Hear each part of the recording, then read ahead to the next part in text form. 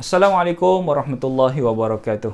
Pada kali ini kita nak meneruskan siri para Nabi dan para Rasul yang lama kita tinggal. Kali ini kita teruskan siri yang mana Nabi kita pada kali ini adalah Nabi Ilyas alaihi salam. Yang mana kisah Nabi Ilyas alaihi salam ni satu kisah yang susah untuk kita dapatkan di mana-mana kitab, mana-mana hadis Nabi SAW, sebab limit sangat kisah Nabi Ilyas alaihi salam yang diceritakan oleh baginda Nabi SAW. Cuma kita boleh cedok sikit berapa pandangan para ulama. Antaranya Nabi Ilyas diberi nama Ilyas ibn Tasbih. Ada juga pandangan yang lain mengatakan Nabi Ilyas ibn Azir ibn Aizar ibn Nabi Harun dan ibn Imran daripada Bidayah wan Nihayah. Daripada Ibnu Abbas radhiyallahu taala anhu, antara sahabat Nabi yang banyak meriwayatkan hadis baginda Nabi sallallahu alaihi wasallam, mengatakan Ilyas ibn Yasin ibn Azai ibn Nabi Harun ibn Imran. Itu pandangan daripada Ibnu Abbas. Ada juga pandangan daripada sahabat Nabi Ibnu Mas'ud radhiyallahu taala anhu mengatakan Nabi Ilyas ini adalah Nabi Idris alaihi salam sebenarnya. Cuma pendapat lebih banyak pandangan ulama mengatakan Nabi Ilyas adalah seorang nabi yang lain, Nabi Idris adalah seorang nabi yang lain, berketurunan lain-lain. Yang sepakat para ulama mengatakan Nabi Ilyas ini berasal daripada keturunan Nabi Harun alaihi salam. Pendapat para ulama mengatakan Nabi Ilyas ini adalah daripada keturunan Bani Israel. Ketika mana di zaman Nabi Ilyas alaihi salam, ketika itu ada sebuah kampung yang bernama Ba'labak yang terletak di barat Damsyik, yang dipimpin oleh seorang raja yang tidak beriman kepada Allah Subhanahu wa taala, seorang raja yang syirik kepada Allah Subhanahu wa taala. Tetapi raja itu tidak pernah mengaku dirinya Tuhan.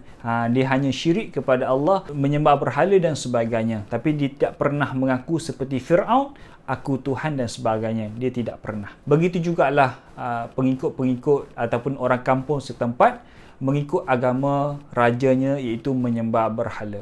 Lalu ketika mana Allah mengutuskan Nabi Ilyas alaihi salam untuk pergi ke kampung ataupun ke kota Ba'labak untuk mengajak manusia untuk meninggalkan segala penyembahan, meninggalkan segala perkara yang boleh mensyirikkan Allah, boleh menduakan Allah, boleh menjadi kufur dan sebagainya. Saking kuatnya mereka menyembah berhala, saking kuatnya mereka taat kepada raja mereka, mereka menamakan berhala itu sebagai Ba'la.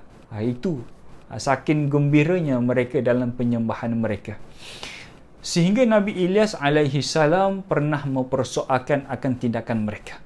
Bila mana Nabi Ilyas sampai ke kampung Ba'labak, Nabi Ilyas mengajak orang ramai bertuhankan Allah, mengaku yang dia seorang Nabi dan sebagainya. Nabi Ilyas mempersoalkan tindakan mereka. Ketika mana mereka tidak mahu mendengar dakwah Nabi Ilyas alaihi salam, ketika itulah Nabi Ilyas alaihi salam mengatakan kepada umatnya, itu penduduk kota Ba'labak, patutkah kamu menyembah satu berhala yang bernama Ba'la dan kamu meninggalkan ibadah kepada sebijak-bijak pencipta? Surah As-Saffat. Disebabkan itulah Nabi Ilyas alaihi salam, bila mana dia kerap kali tiap-tiap hari Nabi Ilyas keluar daripada rumah mengajak orang bertuhankan Allah dan sebagainya, Nabi Ilyas diancam dibunuh oleh kaumnya. Bila mana raja pun memanggil Nabi Ilyas untuk menyuruh Ilyas menyembah berhala dan sebagainya, Nabi Ilyas tegas dengan keputusan dia untuk bertuhankan Allah, beriman kepada Allah, menyebabkan nyawa Nabi Ilyas menjadi taruhan. Menyebabkan ramai orang penduduk Ba'labak itu benci kepada Nabi Ilyas. Lalu raja mengeluarkan satu arahan untuk membunuh Nabi Ilyas. Maka keluarlah bala tentera daripada Bani Israel mengejar Nabi Ilyas alaihi salam. Kejar mereka bukan sekadar kejar untuk menangkap, tidak. Kejar mereka kepada Nabi Ilyas adalah kejar untuk membunuh Nabi Ilyas alaihi salam. Sebab Nabi Ilyas datang ke kampung mereka membawa satu ajaran yang berlainan dengan mereka. Mereka tak boleh nak terima ajakan Nabi Ilyas. Padahal ajakan Nabi Ilyas adalah ajakan perkara yang benar. Ajakan perkara yang hak. tapi mereka nak kekal dalam kebatilan mereka. Sebab itulah kita tengok Nabi Ilyas bila mana dikejar, maka Nabi Ilyas sembunyi di sebuah gua. Sebab itulah dalam surah As-Saffat kata Allah, salam sejahteralah kepada kamu wahai Ilyas. Sebab itulah pendapat para ulama mengatakan Nabi Ilyas bersembunyi sehingga tampuk kepimpinan ketika itu bertukar. Kerana ketika mana Nabi Ilyas keluar sahaja daripada tempat persembunyian dia, ketika itu raja yang dahulunya seorang yang benci kepada Nabi Ilyas, seorang yang mensyirikkan Allah, menyembah berhala, raja itu telah pun meninggal. Naik satu raja yang baru. Ketika itulah Nabi Ilyas terus keluar daripada tempat persembunyian dia. Nabi Ilyas terus pergi kepada istana untuk menghadap raja tersebut. Kenapa terus menghadap raja?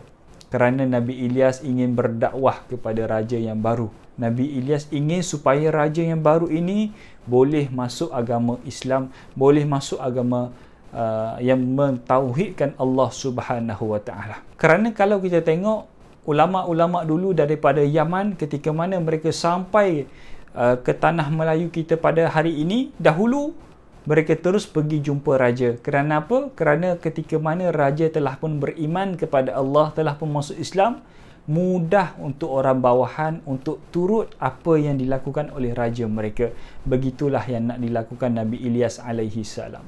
Dan ada juga yang bertanya, adakah Nabi Ilyas ni masih lagi hidup sampai ke hari ini? Cuma pandangan ini sangatlah berbeza pandangan para ulama.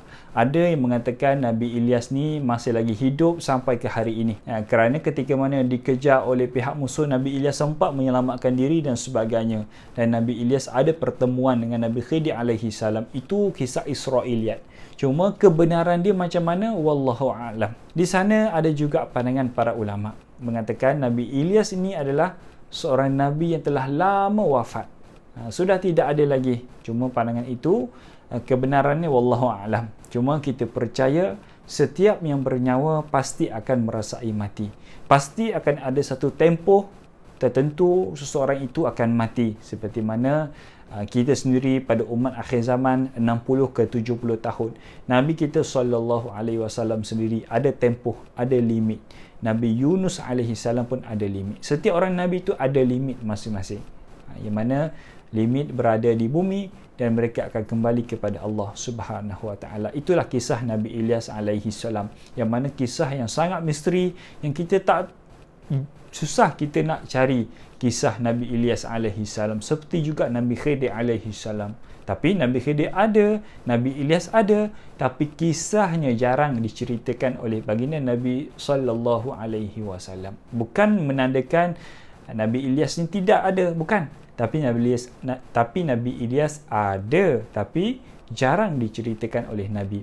Jadi itulah kisah Nabi Ilyas alaihi salam. Moga-moga apa yang kita boleh ambil pengajaran daripada kisah Nabi Ilyas alaihi salam adalah jangan pernah berputus asa daripada rahmat Allah, jangan pernah berputus asa daripada menjalankan perintah Allah, iaitu mengajak manusia kepada kebaikan dan mengajak manusia meninggalkan segala kemungkaran. Kerana apa? Kita tengok Nabi Ilyas bersembunyi bila mana raja itu telah pun wafat, keluar balik daripada tempat persembunyian, berdakwah lagi sekali. Kalau kita tengok, padahal Nabi Ilyas boleh sahaja untuk larikan diri ke kampung lain, ke negara lain, meninggalkan tempat itu, tapi tidak dilakukan oleh Nabi Ilyas.